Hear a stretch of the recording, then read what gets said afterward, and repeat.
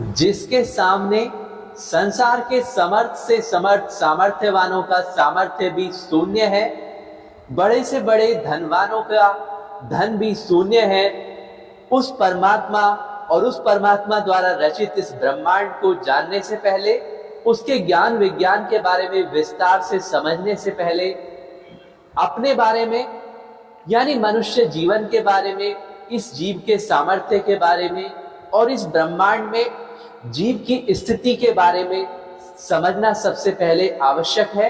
तो सबसे पहले जानते हैं इस अनंत ब्रह्मांड में जो मानव की एक स्थिति है, एक सामान्य मानव जहां पर अपने लिए भवन आदि का निर्माण करता है, तो इस ब्रह्मांड में उसकी क्या स्थिति है, जिसको वो मूलतः 100 गज, 200 गज, 500 गज, 1000 या 10,000 गज में बनाता है। वहां पर वो है आकार इस पृथ्वी पर जो एक व्यक्ति द्वारा अपने लिए प्रयोग किया जाता है।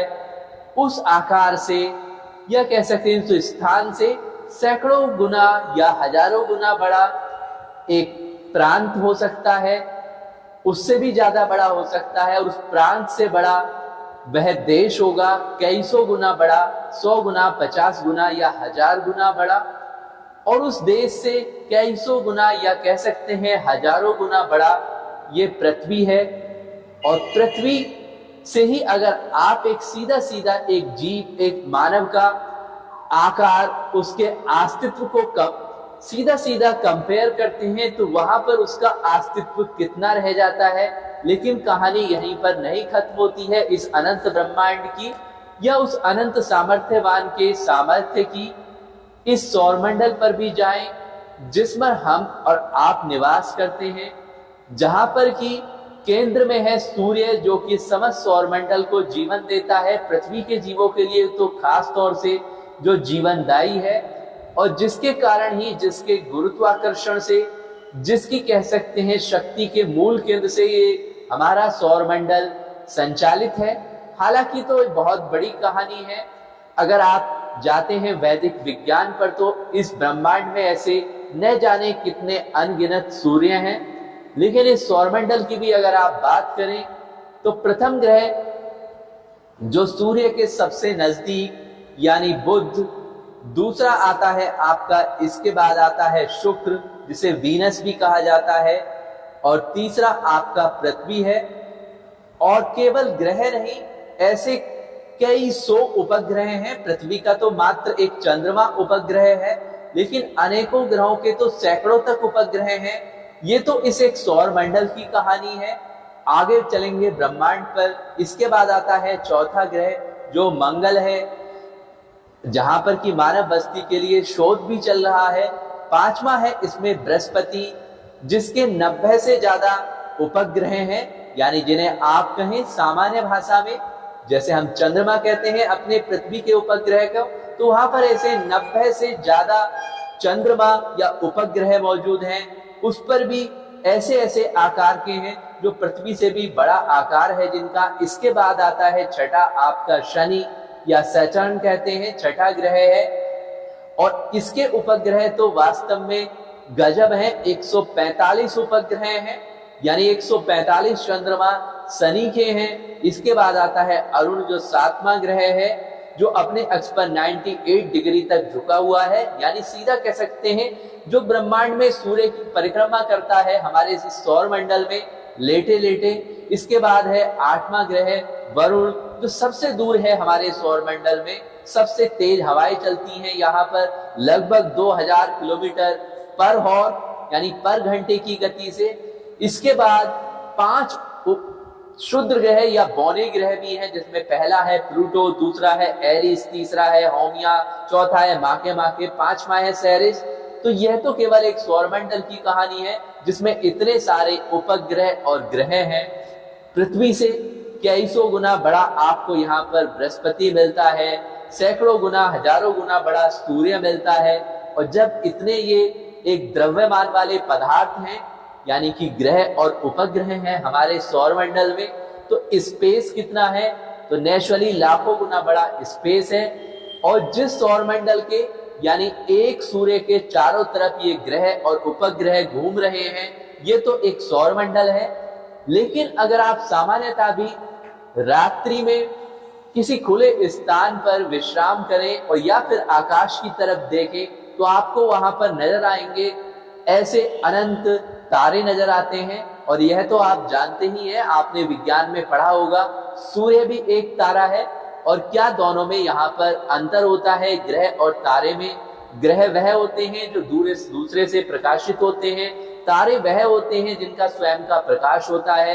तो सूर्य भी इस ब्रह्मांड में कहें या कहें इस सौरमंडल में, हमारी आकाशगंगा में एक तारा है। और ऐसे अनंत तारे आपको दिखाई देते हैं। और आज तक जो बताया जाता है, लगभग 2 अरब से ज्यादा तारे यहाँ पर मौजूद हैं। जो अरब तो केवल ये जो हमें अपनी आंखों से दिखाई देते हैं, और ऐसे तो न जाने कितने सौरमंडल हमारी ही आकाशगंगाएं में हैं, जिसे मिल्की वे कहा जाता है। तभी हमने शुरुआत में कहा कि जिस परमात्मा के सामने बड़े से बड़े सामर्थ्यवान का सामर्थ्य शून्य है, जिसके संपदा के सामने संसार के सबसे अमीर से अमीर व्यक्ति की संपदा भी शून्य है, जिसके बल के सामने संसार के बलशाली सेनाओं का भी बल शून्य है, उस परमात्मा के सामर्थ्य का क्या कहना है, जिसके सामर्थ्य को चारों वेदों में व्यक्त किया गया है, जिसने अपने अनंत सामर्थ्य से इस अनंत ब्रह्मांड का साज सजा दिया है।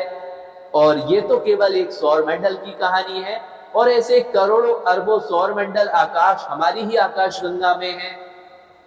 और केवल इस आकाशगंगा की बात क्यों करें, ऐसी अनंत आकाशगंगाएं इस ब्रह्मांड में हैं, जहां पर निरंतर सृष्टि और प्रलय, प्रलय और सृष्टि का खेल चलता रहता है। तो यहाँ पर एक मानव मात्र कहां पर स्थित है, कितना उसका अस्तित्व है, सबसे पहले इसे जान लिया जाए, जिसके लिए संसार में इतने बड़े बड़े आप कह सकते हैं अहंकार और अन्य कारण किए जाते हैं।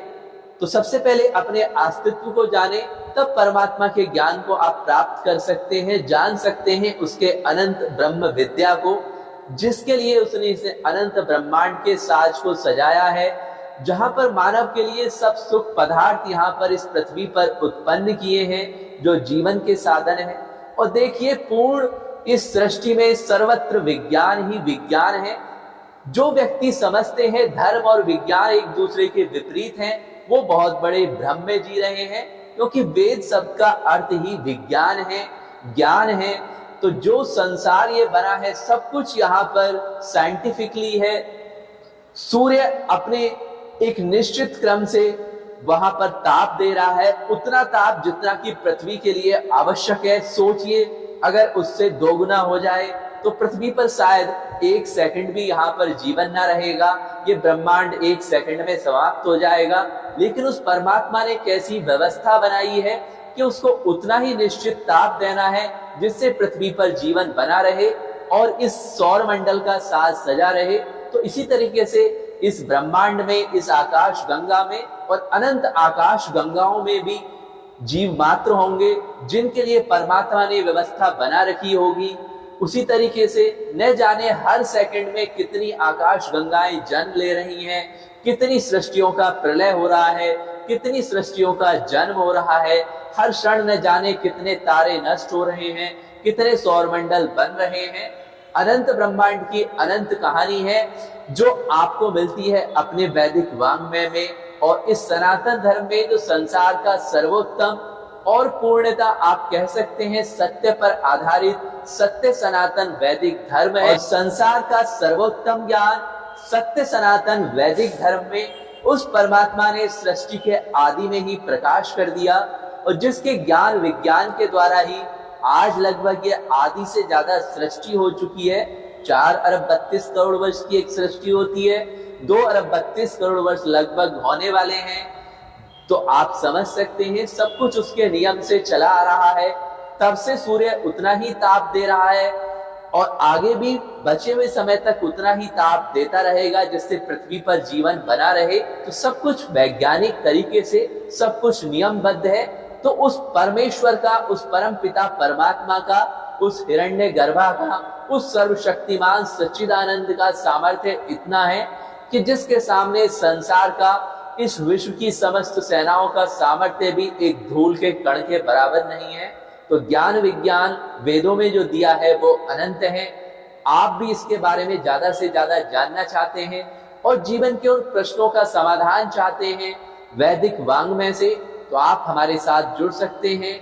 चैनल को यहाँ सब्सक्राइब करके आपके मन में भी बहुत से प्रश्न होंगे अपनी संस्कृति के बारे में कि आज ऐसा क्या परिवर्तन आया है संस्कृति में, जो संस्कृति सर्व संसार की सिरमौर थी और जिसका शासन समझ संसार पर था, जहाँ के सम्राट चक्रवर्ती सम्राट होते थे, वक्त के साथ ऐसा क्या परिवर्तन हुआ कि खुद ये भारत पद दलित हुआ, जिसके शासन का डंका समझ संसार पर बोलता था।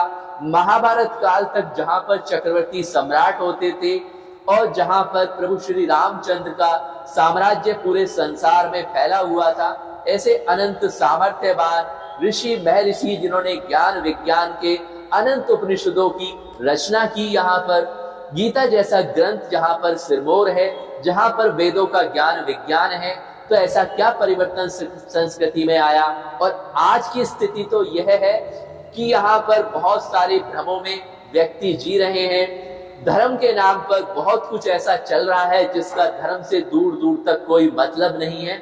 वास्तव में धर्म, ईश्वर यानी ये जीव, प्रकृति और परमात्मा जो संसार के मूल हैं, पूर्णतः वैज्ञानिक नियमों पर आधारित है। समस्त सृष्टि का जो भी नियम है और यहाँ पर सब कुछ आधारित है कर्म व्यवस्था पर।